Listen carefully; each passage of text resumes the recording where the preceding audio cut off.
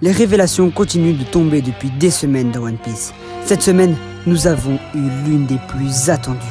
Le fameux SSG est enfin dévoilé et il tient toutes ses promesses. Mihawk, version miniature, Hancock et Barbe Noire. Venez découvrir avec nous quelles seront les retombées de l'attaque de Barbe Noire et du SSG sur le monde.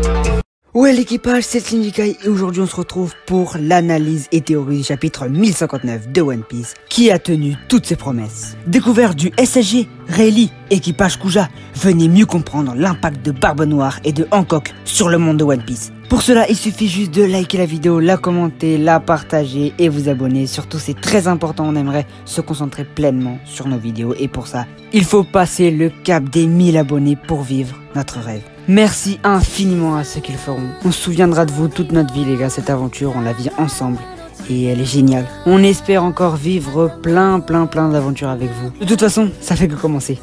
Allez les gars, on vous laisse avec la vidéo. Bon visionnage. Il y a 40 longues années, un peu avant l'ère de Roger, naquit un gamin, dès lors pas comme les autres. Véritable monstre dès l'enfance, on dit que son corps n'était pas formé normalement, car ne dormant pas la nuit, chose inhabituelle du quotidien. Celui-ci, étant orphelin, n'aurait pas pu rêver mieux comme père adoptif. C'est donc à l'âge de 12 ans que le jeune Marshall D. Teach rencontra ce qui fera pour lui office de père, le grand Edward Newgate, l'un des plus grands noms de la piraterie. S'acclimatant parfaitement à l'équipage, il disputera de nombreuses batailles face aux plus grands pirates de ce monde, tels que l'équipage du roi des pirates Goldie Roger et ses mousses Baggy et Shanks le Roux. Mais pendant tout ce temps, celui-ci préparait dans le silence un plan qui le mènerait tout droit vers les ténèbres. De nature solitaire lors de son périple dans l'équipage de Barbe Blanche, Marshall D. Teach lisait toujours le même livre, une encyclopédie assez rare sur des fruits capables de donner des pouvoirs surnaturels à quiconque en avalant, les fruits du démon. Il en a recherché un en particulier que le capitaine de sa flotte trouvera, voyant son plus grand rêve se dirigeant vers le ventre de son chef et ami, Barbe Noire tua Satch, ami et chef de la 4e flotte de l'équipage de l'homme le plus fort du monde. Ayant maintenant commis un crime irréparable, il s'exilera et partira se créer son propre équipage. C'est ainsi que débutera la grande épopée de Barbe Noire et non Marshall D. Teach.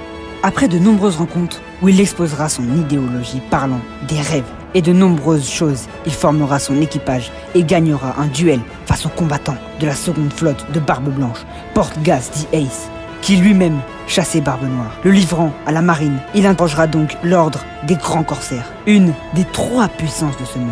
C'est suite à la capture de Ace que Barbe Blanche déclenchera la plus grande guerre de son temps, qui se clôturera par la mort de Portgas D. Ace, fils de Roger et d'Edward Newgate, empereur des mers. Mais cela est minime, car Barbe Noire, ayant libéré les pires criminels de ce monde, se fera offrir par ses soins le fruit de Barbe Blanche, fruit capable de détruire le monde. Il intégrera donc, grâce à cela, l'ordre des empereurs, après avoir fait valdinguer le reste de l'équipage de Barbe Blanche. Son nouveau nom est donc Barbe Noire, le Yonko, chasseur de fruits du démon, car par un stratagème encore inconnu, réussira à donner un fruit du démon à chaque membre de son équipage. Dans le chapitre 957, il se mettra donc à la recherche du fruit de l'impératrice Boa Hancock et agira dans le 1059, en attaquant son île assiégée par la marine.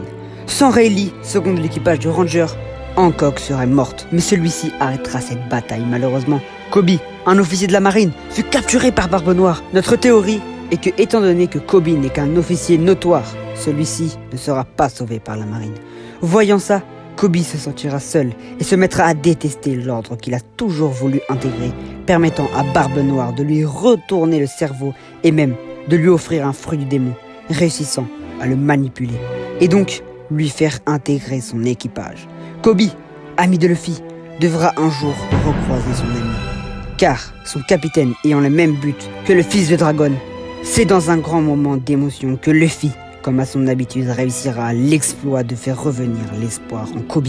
Kobe reviendrait donc en tant que marine pour créer un nouvel ordre dans lequel il serait amiral aux ordres de Fujitora, car celui-ci aussi possède une vision saine de la marine à l'inverse de Akainu, le chien rouge, qui grâce aux exploits de Vegapunk aura réussi à rendre la marine plus puissante que jamais, mais moins bien saine. Suite à sa demande, Vegapunk créa une toute nouvelle force nommée SSG, permettant à la marine de contrer un équipage d'empereurs, et même de possiblement gagner face à cet équipage. Bien sûr, tous ceux qui disent que la marine, grâce au SSG, peut maîtriser les 4 équipages d'empereurs, on vous dit doucement. Oda nous révélant dans ce chapitre une toute nouvelle force qui correspond au croisement Lunaria plus aptitude des anciens corsaires. On y verra un SSG ressemblant comme 2 gouttes d'eau à Mihawk enfant. Celui-ci réussira à découper une partie de l'île d'Hancock et même à porter des coups à l'empereur Barbe Noire et à ses troupes. On y verra aussi une forme SSG d'Hancock qui n'aura, elle, pas agi. On peut tous dire merci à Rayleigh qui a fait bégayer l'empereur juste avec son flot, alors que lui-même dit qu'en étant vieux, il est incapable de battre Barbe Noire de front, vous prouvant encore que vous êtes dans le meilleur équipage du monde, car cela fait depuis le début de la chaîne qu'on vous dit que Rayleigh est level intermédiaire. C'est maintenant factuel. Kizaru dit qu'on est incapable de battre Rayleigh, Rayleigh dit qu'il est incapable à son âge de battre Barbe Noire, étant donné que Kizaru est un amiral et Barbe Noire un Yonko. Le niveau de Rayleigh se situe bien entre le niveau amiral et Yonko. Et vous, pensez-vous que Luffy surpasse Barbe Noire en ce moment? Et voilà, c'est déjà la fin de la vidéo. N'hésitez pas à liker, commenter, vous abonner. Sur ce, on se dit à la semaine prochaine. Salut l'équipage!